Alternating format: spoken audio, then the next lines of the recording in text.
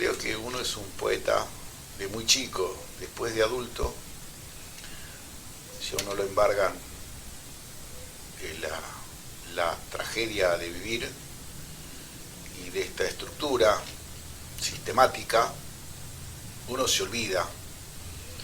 Entonces el recuerdo del anhelo que planteé al principio, ese es el anhelo en ese origen, es recordar esos actos poéticos.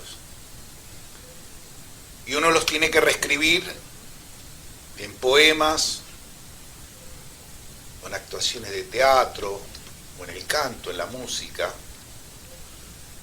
y ahí sí hacer que las lágrimas fluyan de verdad. Escriben historias, tocan las cuerdas más íntimas de algunas almas que están perdidas en la soledad. En cada pincelada recrean su vida, o tal vez la tuya. Son artistas, decidores, autores. Autores que tienen algo para contar y alguien que los escucha atentamente. Rústicos Exquisitos presenta Memorias de un siglo.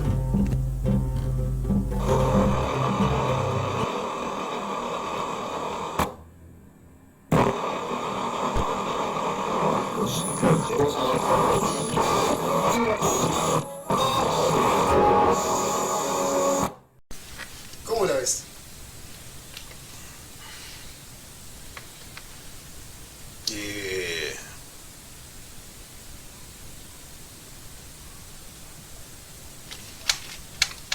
Primero este ciclo es el ciclo Memorias de un siglo. Bueno, gracias por haberme invitado. Como la ves, es muy amplio.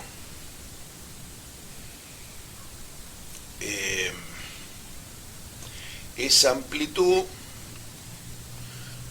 la podemos condensar en lo primero que se me venga a la mente, porque como está abierta, como la ves, lo primero es el estatus de la cultura actual.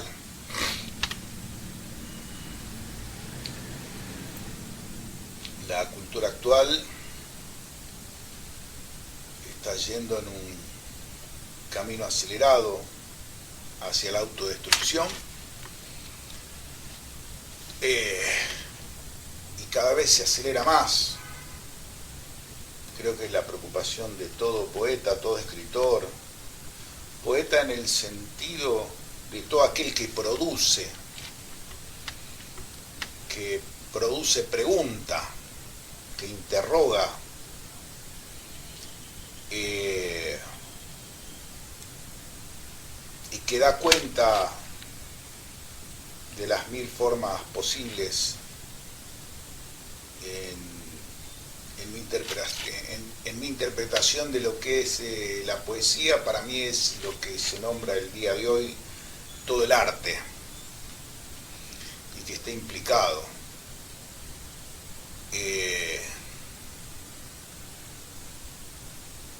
Y se ve muy mal.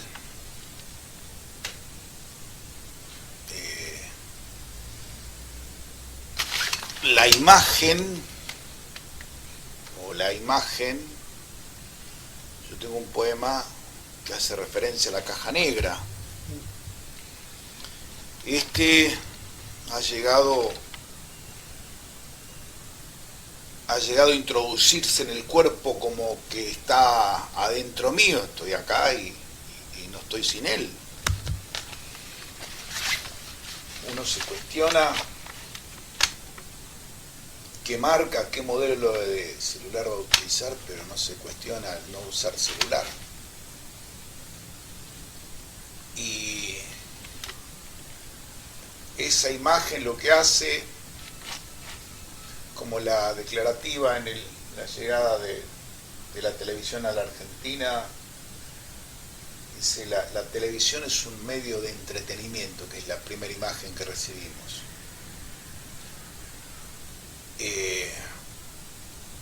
En ese desembarco de la imagen a veces uno se olvida que es entretenimiento. Y para el poeta, entretener significa descuidarse de lo que es verdaderamente importante. Ese descuidarse de lo que es verdaderamente importante es de lo que tiene que ver conmigo y con los otros en la cultura. Se presenta como un medio de comunicación masiva, con el impuesto y todo, como que nos vamos a comunicar todos, que vamos a estar todos intercomunicados y que vamos a estar más cerca. Y lo único que provoca es el alejamiento, la falta de intercambio de palabras. Acá se trata de anular el conflicto, de bloqueo. Ahora te bloqueo, porque no me gustaste. Te bloqueo. Como si lo pudiera anular al otro y desaparecerlo.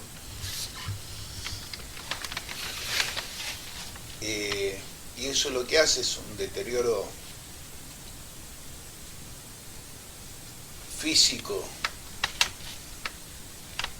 en las personas de esta cultura, un deterioro muy importante, el cual el poeta denuncia de esto, pero uno no puede abstraerse de este nuevo medio de distracción. Por eso la apropiación de lo que tiene que ver con uno está tan comprometido, y a uno le cuesta abordar las producciones, lo que a uno le implica, y eso lo que trae es una evasión a elaborar el conflicto de la producción, porque la producción es con conflicto, y el deseo queda en un lugar muy relegado. Predomina más lo que tengo que hacer que cuál es mi deseo, mi anhelo en relación a esas cosas que yo quería. Así es como la veo. Muy complicada. Gran respuesta. ¿Qué conservás en Buenos Aires, esta Buenos Aires fatídicamente rápida, veloz, y que te lleva puesto si te descuidas de tu Orán querido?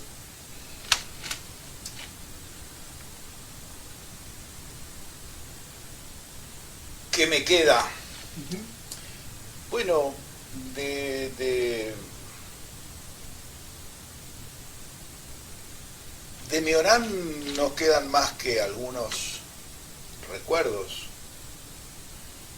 En un intento por atraparlo, viajé muchas veces a ver si los podía encontrar, y lo que descubrí es que ya no existía, ya no está. Que Orán, el que yo conozco, desapareció. La gente es otra, interactúan de otro modo.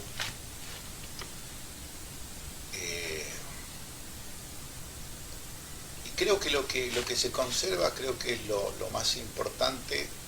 Ahí habrían dos cosas, pero lo que se conserva es el anhelo de algo perdido, que es un movilizador siempre y cuando no sobrevenga la angustia y esa angustia sea una angustia paralizante que no me permita moverme. Este poncho representa algo de la identificación del origen, algo que no me gusta mucho la identificación a mí. La identificación, identificarse algo para mí es nefasto, pero uno no puede hacerse ajeno a la identificación. Y lo que quedan son rastros fragmentados de ese recuerdo. Igual esa identificación es la que los constituye en un principio, pero luego de esa identificación originaria uno tiene que hacer todo un trabajo para ir desprendiéndose de esa identificación. Entonces podríamos decir que lo único que me queda es el título de salteño. Bueno, lo que no es poco tampoco. Está bueno eso. Es buena conclusión esa. Eso es lo que dicen, che, vos, ¿dónde están tus raíces? ¿No? Porque uno necesita raíces, un árbol sin raíces no crece. Sí, ahí están las raíces. De ahí se construye, pero se construye otra cosa. Si yo quisiera volver al pasado o volver a esa época dorada que uno entre comillas supone, no se podría nunca. Eso es imposible. Pero ese anhelo, esa búsqueda de ese recuerdo puede producir nuevas producciones, puede hacer nuevos movimientos. Y eso sí es interesante. ¿Cuántas escuelas recorriste haciendo tu cuestión literaria? Mi cuestión literaria, no llevo la cuenta, pero son bastantes escuelas, muchas. Deben ser más de, y seguramente más de 20, 30 escuelas, y también en cada una aprendiendo. Las intervenciones que como autores de La Matanza fuimos, donde nos habilitaran, fuimos interviniendo, siempre lo abordé, eso depende ya de cada autor, no del lado del saber, sino del lado del intercambio. Ir a intercambiar saberes con esos otros, porque no somos docentes. Nosotros no vamos a hacer una propuesta de intercambiar poesía. A veces se da muy bien y a veces se da más o menos y a veces no llegamos a ver el alcance de la producción invertida. Pero siempre es satisfactorio, porque ahí a veces podemos ver la rudeza de la estructura, como ha coagulado tanto a jóvenes, porque en esas escuelas vemos a jóvenes y ya están coagulados, ya están petrificados, ya están normalizados, y entonces hay una resistencia hacia lo que es el despertar los propios deseos por algo más. A veces predomina la necesidad primaria, que es comer, vestirse y donde acostarse. Entonces no hay tiempo para la producción, porque están muy preocupados en las necesidades básicas insatisfechas. Entonces ¿dónde va a caer la poesía ahí? Entonces están preocupados cómo hacer algo para conseguir un techo, un pedazo de pan y cómo sostenerse en este mundo. La repartija no es pareja y cada vez se hace más despareja. La globalización vino a traer que ese desbalance sea mucho mayor. Están yendo en contra de nuestros derechos adquiridos, que quieren ser absorbidos por esta globalización, y ser todos iguales. No conozco dos personas iguales. Si yo me encontrara conmigo mismo, que otro que es igual a mí lo aborrecería, tengo que asesinarlo. O va a haber otro igual que yo. sería insoportable. Para mí mismo sería insoportable. No podría vivir al lado de él, tiene que estar la diferencia. Porque en la diferencia hay valor de intercambio. Este tiene un saber que yo no tengo y yo tengo un saber que él no tiene y ahí se produce el intercambio. Si somos dos iguales, no tenemos ni siquiera de qué hablar. Qué buen círculo que hiciste, qué bueno, cómo cerraste la respuesta. Está bien. Vamos mutando, ¿no? En la vida vamos mutando, capaz que vamos cambiando, incluso no solamente de lugar, sino de piel y de costumbres. A veces de cultura también, ¿por qué no? ¿Cuándo vos creés que podemos hablar de que nació este Víctor Ibáñez, poeta que todos conocen?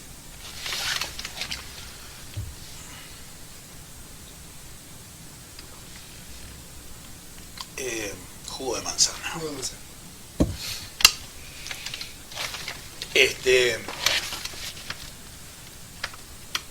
Una vez me preguntaron en una escuela y me dijeron, ¿cuándo usted se dio cuenta que era un poeta o cuándo fue su primer poema o su primera escritura? Y yo le dije que tengo poca memoria de mi infancia, pero recuerdo una escena donde mis viejos eran muy duros para castigarla, castigaban con látigo, con tientos, con cintos. Y yo me había mandado un moco y sabía que me la iban a dar y tendría 5 o 6 años, 5 o 6 años. Y entonces yo digo, me la van a dar. Entonces empecé a llorar a mares, pero no me salían lágrimas. Entonces lloraba y hacía más fuerza para que caigan las lágrimas a mis ojos y no caían,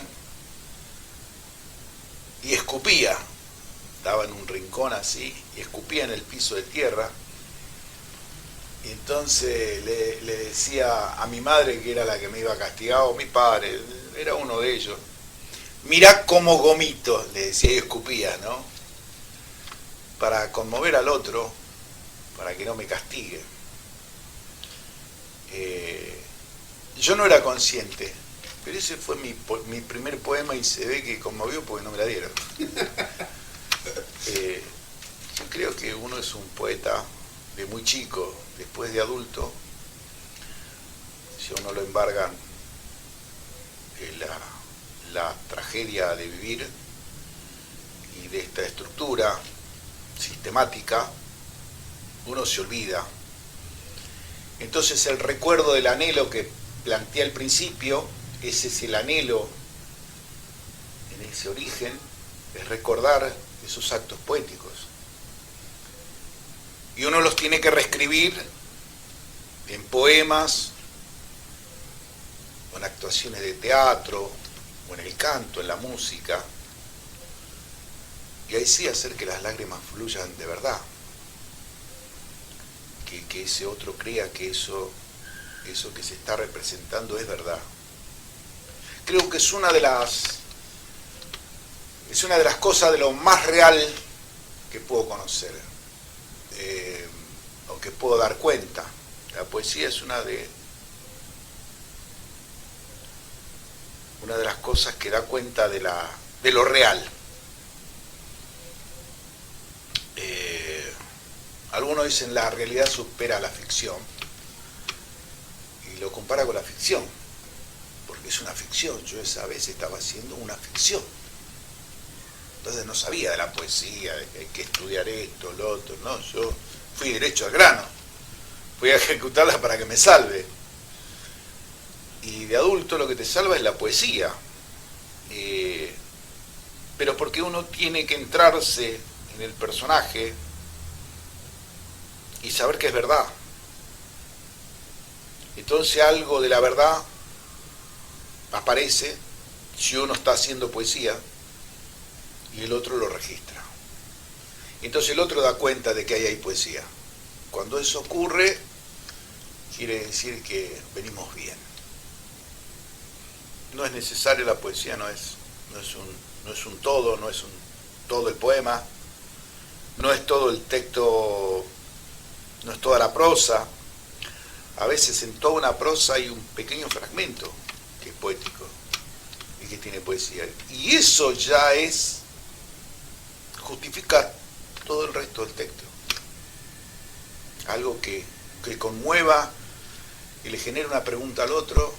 Para mí ese es el objetivo de la poesía, que algo lo conmueva al otro y lo haga salir de esa posición de entregado.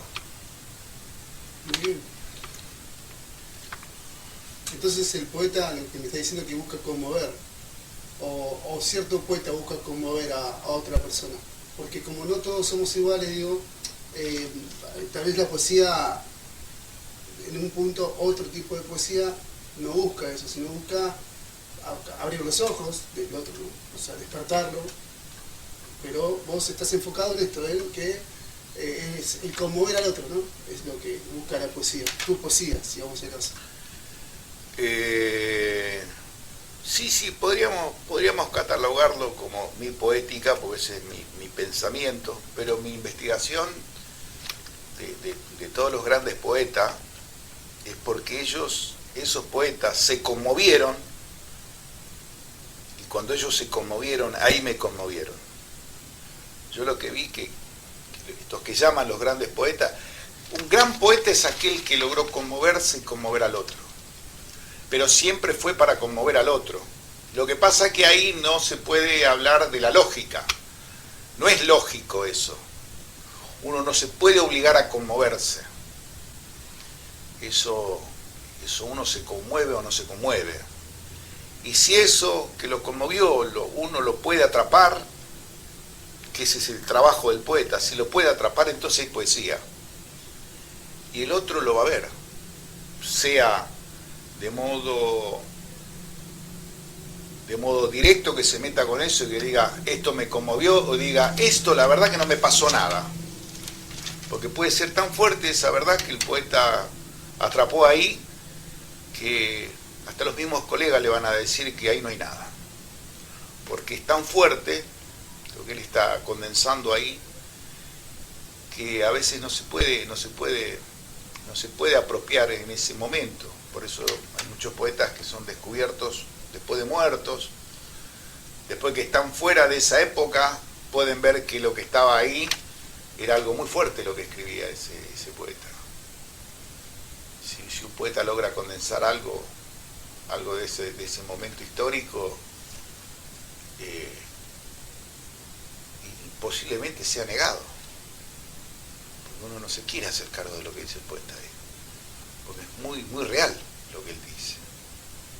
Roberto Arlt fue negado totalmente. Nuestro escritor y benemérito Borges dijo, este pobre pibito que ni sabe escribir, dijo. Yo llegué a pensarlo porque Borges llegó a decir eso de Roberto Arlt y me citó en la época, y dije, claro, uno cómo se va a bancar así de una lo que él está planteando ahí, porque justamente lo que va a tocar es a nosotros, los porteños, los bonaerenses, los que vivimos acá, y nos viene a plantear justamente los temas que no nos queremos meter. Él los muestra hasta los rincones más pequeños, como nos implica tanto, y lo hace de un modo muy sutil, muy bien escrito, a pesar de que dicen que él escribía con errores de ortografía. Yo lo último que llegué a descubrir es que él no era que escribía con errores de ortografía, sino que él creaba palabras nuevas, palabras que no estaban en el diccionario, porque él sentía la fuerza de que por su lengua que era extranjera, también tenía influencia de lengua extranjera, hacía un esfuerzo por nombrar algo que no tenía nombre acá. Entonces algunos llegaron a pensar que él tenía errores de ortografía. Lo que tenía era, también se puede pensar esto, que tenía producción de nuevos significantes, nuevas palabras, para nombrar algo que no estaba nombrado. Dijiste algo muy bueno recién, hace un ratito, con esta respuesta, que es esto de cómo te van a recordar o cómo te van a pensar en el futuro. ¿Y vos cómo crees que te vayan a recordar en el futuro?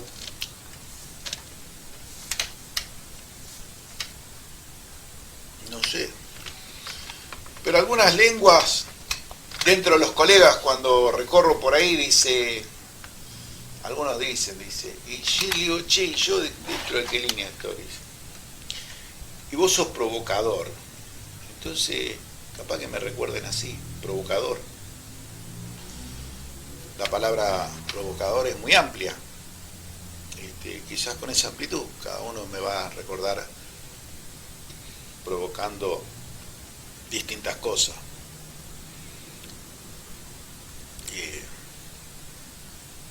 Siempre cuestionando.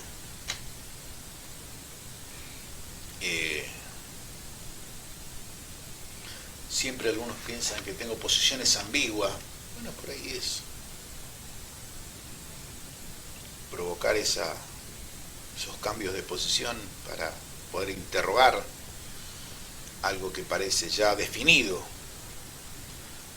para producir más pensamiento, más preguntas frente a una escena y poder transformar esas escenas. Si no, las escenas siguen igual. Y me gustó el título, un provocador. Bueno, está bueno. Si un escritor no provoca, no tiene mucho sentido. Hay un objeto ahí arriba de la mesa, el poncho representativo de un lugar de tu vida que yo creo que es fundamental, ¿no? Los orígenes. Y hay otro objeto más abajo, o algo, que se vislumbra, yo no sé qué es. No sé qué es. ¿Estás curioso? No, se supone que es algo que el enigma lo habíamos dicho fuera de cámara. Y bueno, sería hora de revelarlo, si tenés ganas, claramente. Dos representaciones, me habían dicho para el reportaje que tenía que traer dos representaciones. No me gusta representarme con nada, pero uno no puede ser exento a haberse identificado con algún objeto. Entonces este objeto que está acá, que es un poncho salteño, sí, representa a la madre tierra,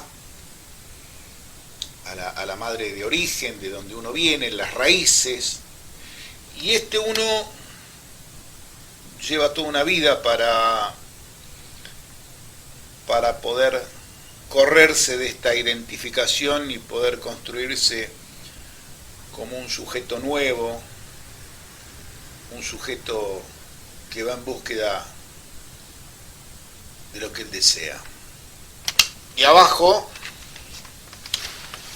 lo que traje,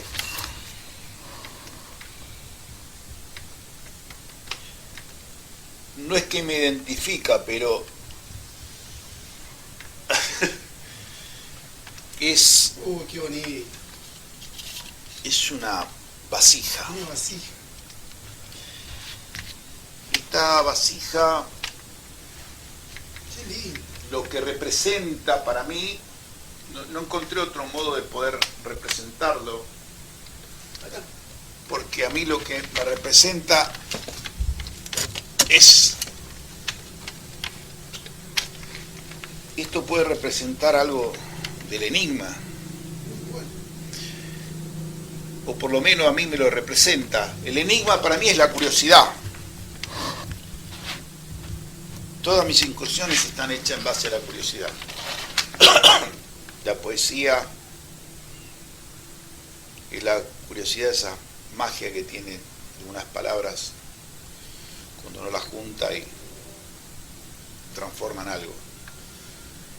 Y cuando algo se transforma, o cuando uno habla con alguien y esa palabra, ese otro, dice, no lo había pensado así, y le transforma su vida, tiene magia. Y esa búsqueda está fundada, podríamos decir, en la curiosidad, en la constante búsqueda, no del encuentro, sino de la búsqueda. Uno va encontrando cosas, pero hay más. ¿Y por qué la vasija? Porque la vasija para mí es un agujero. Un agujero donde están todos los secretos. Cuando uno le pone un tope, ya cumple una función. ¿No? Acá hay otro agujero. Esta lo que contiene es la cerveza, entonces ahí la puedo tomar. Si este agujero estuviera abierto, tendría una cantidad de misterios del otro lado. El anillo tiene esa cosa que no sé qué hay del otro lado, y cuando me quiero meter no lo veo, porque el otro lado se corre. Si uno pudiera tener una vasija más grande, vería que uno quiere llegar hasta el fondo a ver qué hay. Y no lo va a encontrar nunca, pero eso no quita que uno la vaya a buscar. El anhelo y el enigma para mí están íntimamente ligados. Para mí cada uno de nosotros nace de una vasija, y esta vasija cuando nace uno se rompe en 1000 pedazos. Y toda la vida es construir esta vasija en un intento de reconstruirla, ir sanando esa ruptura. Y en eso uno va aprendiendo en cada pedazo, cada fragmento lo va uno nutriendo para reconstruir la vasija que a uno lo contiene. Entonces, si uno se ocupa del enigma, ya en este caso estamos hablando del propio enigma, si uno se va metiendo con él, bueno, la vasija algo lo va conteniendo a uno en esta cultura del agujero negro. El agujero negro y la vasija es que adentro de la vasija hay algo. Yo puedo depositar algo. Adentro de esto no hay nada, del otro lado no hay nada. Acá no hay nada. Pareciera que acá aparecería un otro que me habla, que me dice, pero si uno lo revisa no está. Acá, si yo pongo el maíz, están todos los que hicimos la producción para contener el maíz, y entonces nos juntamos y decimos, che, vamos a comer la cosecha, y comemos el maíz que juntamos. Es decir, todas nuestras producciones las podemos contener con la vasija. Y eso es comunitario. Este no es comunitario, este es solitario. Este es individual, este es comunitario. Este es individual porque yo me puedo separar y aislarme solo y creer que estoy con alguien y no estoy con nadie. Entonces a veces cuando se arruina la batería o le pasa algo, sobreviene toda la angustia, porque aparece lo real de que realmente está solo. Acá no, porque acá hay discusiones, acá hay desacuerdos, acuerdos, y acá hay encuentro, con todas las fallas que tiene el encuentro. Por eso el cántaro es roto, porque está fallado, ya viene de origen, viene fallado, y no hay dos moldes iguales. Entonces me pareció interesante, porque no podía dar cuenta yo de la curiosidad. ¿Dónde traigo la curiosidad? Entonces lo más representativo era traer algo que es de mi cultura y que me veo ahí reconstruyendo en la vasija mi propia existencia, con mis errores, con mis pedazos rotos, y de ahí seguir reconstruyéndolo, porque es como cuando uno pone un pedazo y no encaja, entonces se cae, bueno, lo vuelvo a poner, ¿no? Vuelvo a intentar, y uno se va construyendo, pero esa vasija ya lo contiene aún. El tema es cuando está toda rota y no hay... Ganó ese otro con mayúscula, ganó el fragmentador y yo me quedé hecho pedazos y estoy a merced como un títere de un mundo netamente que se rige por el capital. Y ahí no hay lugar para el encuentro. Y eso es un gran problema. Así que este sería el segundo objeto que más me podría decir que por ahí voy. Sí, muy bello.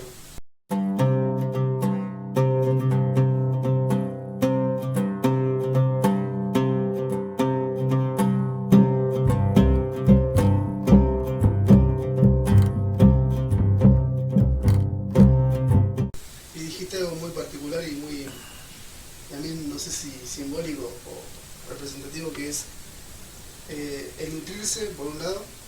Hablas siempre de nutrir, y eso está bueno plasmarlo en la poesía, digamos. Dos preguntas: ¿de qué se nutre tu poesía? Y si vos ya sanaste.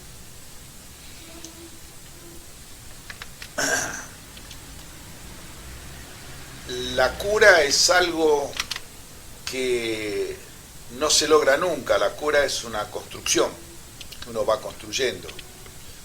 Sanar, podríamos decir que siempre estamos en deuda, así que no sanamos nunca. La deuda es con la cultura. Siempre uno necesita al otro para que le pueda curar las heridas. Esa sería una de las preguntas, ¿no? El sanar. El sanar. Y la otra, la producción, es lo cotidiano. La producción es de lo cotidiano. A veces uno tiene una mirada muy localista, muy cercana, muy de todos los días. No quiere decir que no sea una gran poesía, es una gran poesía. Y hay otros poetas que tienen visiones que son más universales.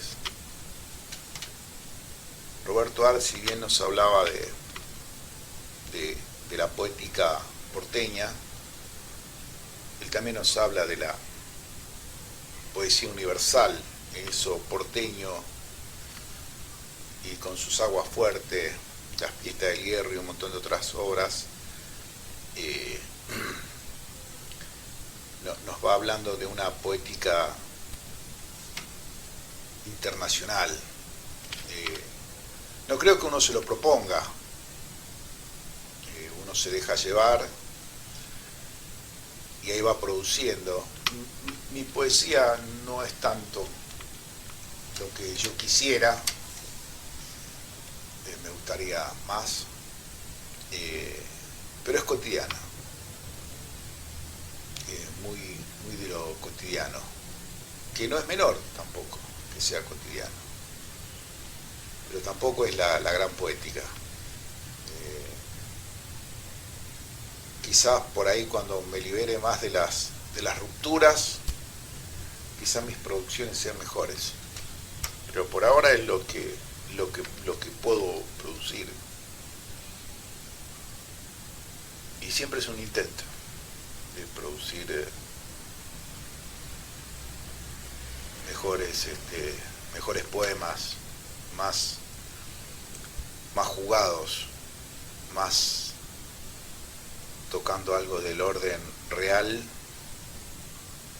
y que le pueda dar una pregunta al otro.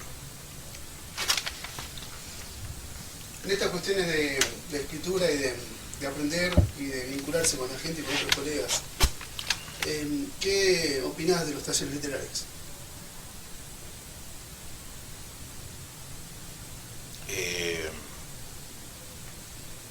Los talleres literarios, y a la gente que le gusta ahí, está bien, y la gente que lo sostiene está muy bueno, porque es un modo de entrarle a estas cosas que son tan complejas,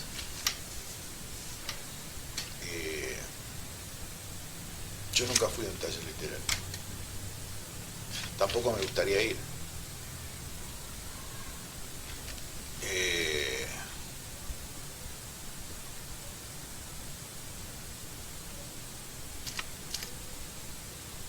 Pero sí creo que es una gran jugada de los dos, del tallerista y del otro que va a apropiarse algo ahí. Si es que se da en un buen contexto, es que los dos se encuentran para aprender, y podría ser una herramienta muy importante. Para mí me es más interesante hacer encuentros de lectura crítica, y dejarlo abierto a las interpretaciones, y que cada uno vaya aportando distintas cosas, y ahí se puede producir un gran poema. Son otras herramientas, otros modos de abordarla. Pero toda producción que sea en favor de producir son bienvenidas. Después cada uno tiene predilecciones, esas son las mías.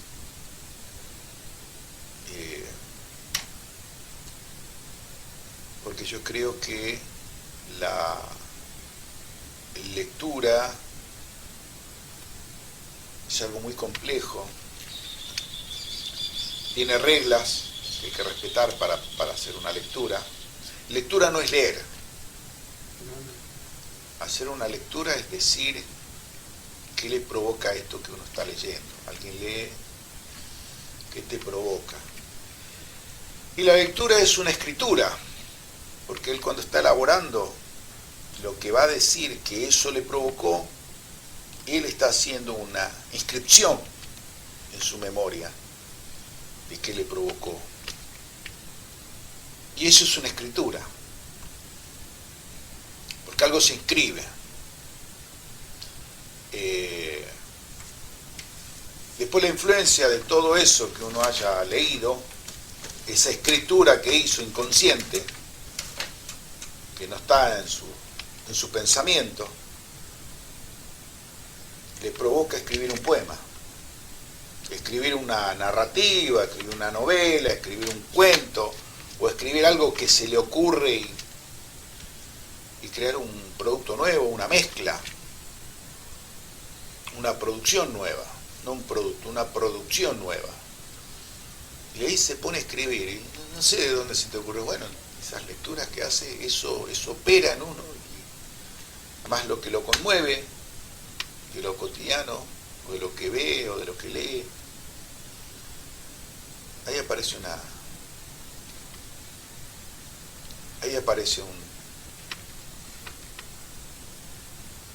un decir escrito.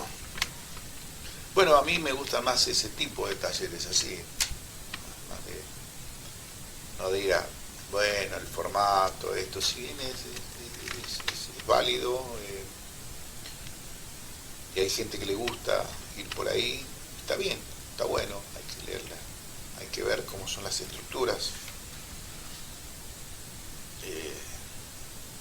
pero siempre hay alguien para corregir las estructuras, pero para producir hay pocos. Sí, es verdad.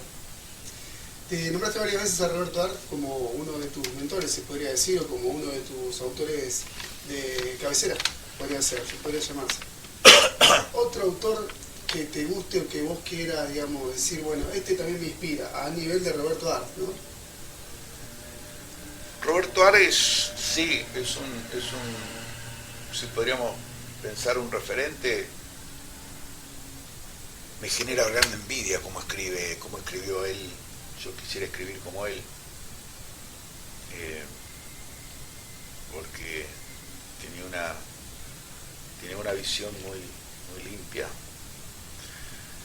Y aparte que no comete el pecado de muchos escritores, que es irse por las ramas, él va derecho al hueso. Eso es algo muy difícil, uno siempre se distrae. Siempre suena un celular, alguien golpea una puerta, alguien te llama, alguien te dice vení a comer. Roberto Ara es muy limpio, muy al hueso. Eso es muy difícil de producir. Mis referentes son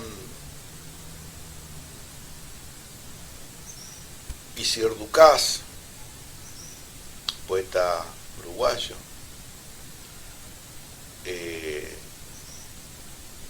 Edgar Allan Poe.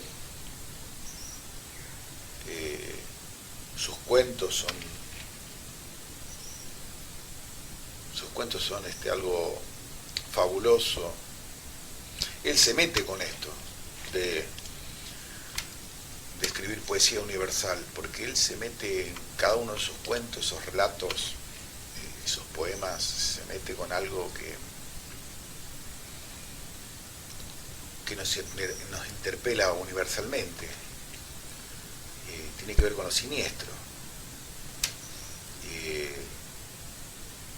Y es un grande haciéndolo. De ahí nace todo el terror. Uno no puede evitar escribir algo de terror sin darse cuenta que está plagiando a Poe. Otro de mis grandes pilares es William Shakespeare y sus obras, que son unas obras muy complejas, muy actuales, y cada vez que uno la lee y la comparte con otro, uno va descubriendo que era muy rica su poesía, y uno la puede reactualizar, y no hay quien escriba, si es que se mete con la cultura, no hay quien no escriba algo de William Shakespeare. Esos serían mis pilares más duros, ¿no? Esos son los que, ahí voy, esos son los grandes maestros.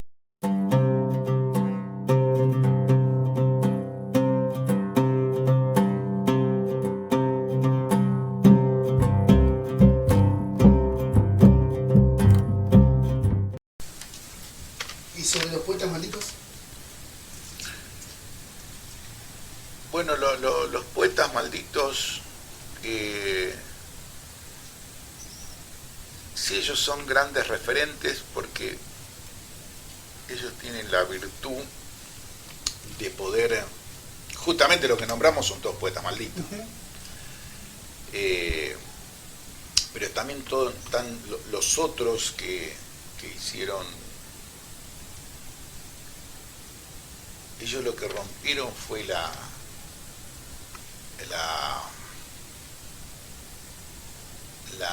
canallez de la poesía. Había algo que la estaba obstaculizando ahí y nadie se quería meter con el tema. Muchos los acusan de estar drogados, que eran faloperos, que eran esto, que eran los otros. Claro, porque uno no se quiere hacer cargo de que los poetas malditos marcan un antes y un después en la cultura universal, porque ellos plantean algo de lo que hasta ese momento era así, nadie lo cuestionaba. Y supongo yo que para emborracharse, seguramente que el costo que pagaron para escribir esos textos era muy alto, porque había que animarse a escribir y nombrar. Porque no es que ocurre con los poetas malditos, es que a lo largo de la historia ocurría, pero ninguno dijo, che, esto es así, ¿por qué nadie dice nada? Entonces ellos le ponen palabras donde no hay palabras, y eso al mundo no le gusta mucho.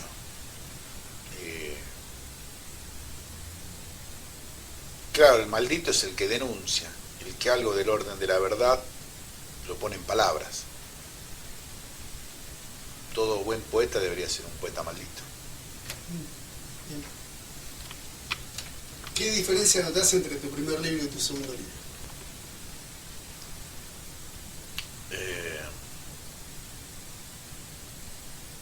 La fecha.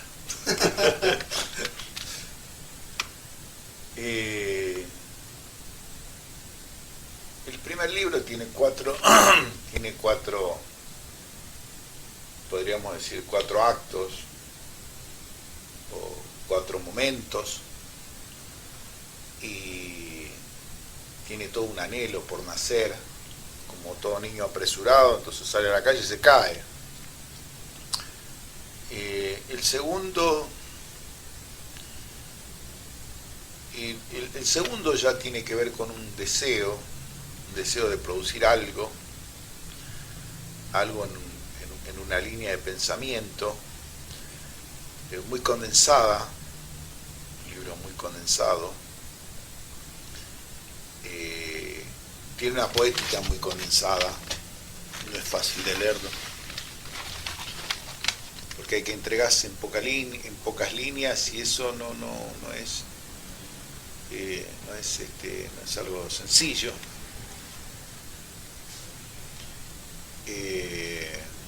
Creo que era algo de lo que yo quería hacer, poder escribir poemas cortos y poder decir en un fragmento mínimo, decir algo, tener un decir en algo corto.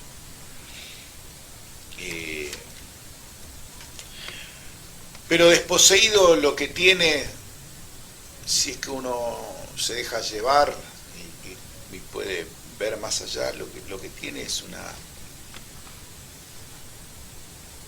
desposesión del títere. Lo que hace es corta los hilos del titiritero. Y eso es lo que tiene de interesante para el escritor, haberle cortado los hilos al títere. Y cortarle los hilos al títere no es algo sencillo, porque el titiritero lo vuelve a atar, y uno hace un trabajo de desanudar y volver a anudar, porque es una posesión, uno está poseído. Y desposeído, si uno se deja, quizás algo de eso lo toque y se pueda desposeer, descoagularse, andar aunque sea un trecho, coagularse y volver a andar otro trecho. Tiene esa dinámica. Sí, es un libro más, es un libro que tiene una fuerza que pudo atrapar algo de la historia, algo de lo que pesa en la historia, porque están los recuerdos que no pesan, algo del cántaro roto está atrapado, que ayuda a construir el cántaro este segundo libro. Entonces está más comprometido con la singularidad del poeta, y si alguien se deja y se puede ver, quizás algo le dé. Pero como poesía salió muy compleja. ¿Y cuántas horas le pones por día a la cuestión de escribir?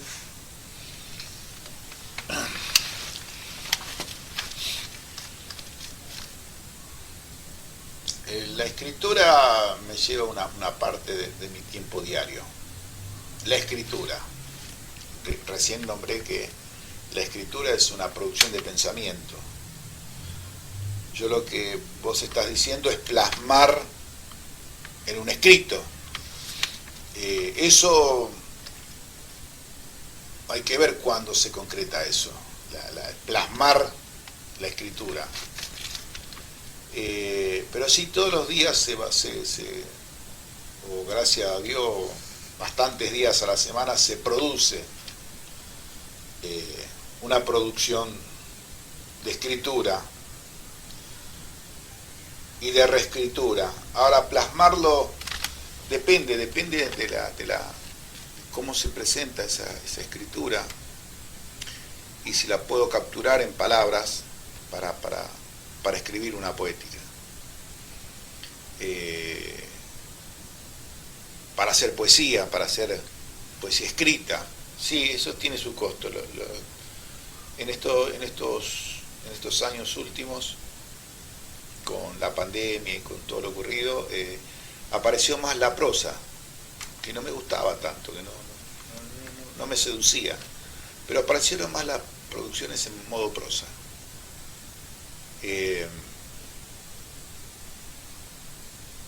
no le quita a la poesía, pero no es poesía, es prosa. Por eso, la primera pregunta, ¿cómo la ves? Lo negro es eso, que interpela a la escritura. Y uno se las tiene que ver para escribir, para producir escritura. Y eso se complejiza más. No soy ajeno a la imagen y a ser capturado por la imagen. Uno está atrapado también ahí. Hay que hacer un gran esfuerzo para salir de la imagen. Y yo digo, si yo tengo costo para salir de la imagen, me imagino las generaciones que ya nacieron con la imagen. Debe ser un costo mucho mayor.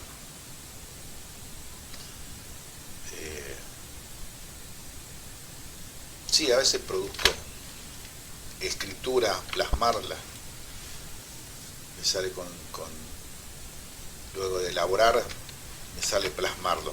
Pero a veces no me resulta tan fácil. Y a veces me angustio. No poder atrapar eso, me angustio. Veo como poder plasmarlo y es un laburo y a veces no lo puedo plasmar. Yo soy un escritor que recorre muchos centros culturales, muchos lugares, teatros.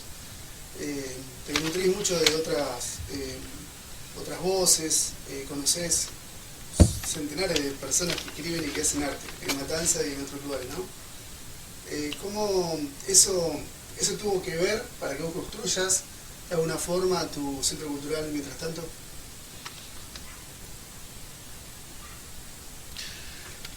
El centro cultural, mientras tanto, ya estaba gestado antes de que yo lo pensara. Lo que pasa es que se concretó cuando había la necesidad de tener un lugar representativo en San Justo. Se hizo representativo, pero la gente no se hizo presente, es decir, muy pocos son los que concurren. Una vez tiene un anhelo y los otros no condicen. Igual la cultura no es algo que... La cultura de la no mortificación no es algo que sea muy corriente. Lo que llama más es el entretenimiento. Pero la cultura del propio decir o de la propia implicancia consigo mismo no es muy convocante. Pocos se quieren encontrar consigo mismo. O encontrarse con los otros que tienen algo para decir. O donde otro me va a escuchar algo de lo que yo voy a decir. No es. Por más que la demanda sea enorme, escuchame, cuando alguien dice, decime que te quiero escuchar, y de ahí no todos hablan. El galpón cultural, mientras tanto, es un deseo entre mi esposa y yo de abrirlo, de tener un lugar donde hacer música, donde juntarnos con gente que le gusta el arte, un punto de referencia para encontrarnos y para producir nosotros también, porque ella produce bastante y yo también produzco otros productos, como son los dulces, las conservas. Ella produce tejidos con múltiples cosas, pintura, hace muchas manualidades, dicta talleres. Bueno, tiene otras actividades que ya estaba pensando. Además, a nosotros personalmente ese espacio nos trajo un espacio de relax. Nosotros tenemos nuestra casa y ahí como que los espacios están todos ocupados. Uno es habitación, el otro es comedor, el otro es cocina. Y no había un lugar para que uno se pueda ir a hacer cualquier cosa, hacer lo que uno quiera, sin molestar al otro. Y entonces se vino bárbaro porque es un lugar donde uno va y produce sin molestar al otro. Entonces vino como un espacio importante a nivel nuestro, más allá de ser un centro cultural, nosotros lo habitamos mucho. Muy bien. ¿Alguna cosa que te quedó en el tintero por decir?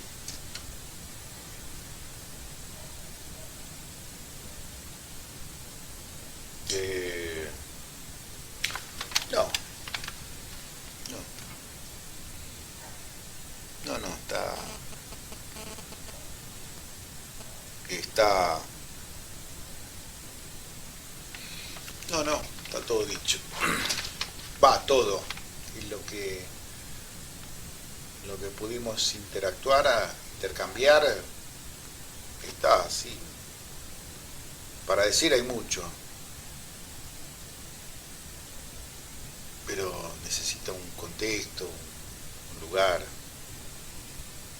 Podría invitarlos a escribir, a leer, pero eso tiene que producirse. Es un clic en cada uno, es un darse un lugar. Así que no. Muchas gracias. Salud. Salud.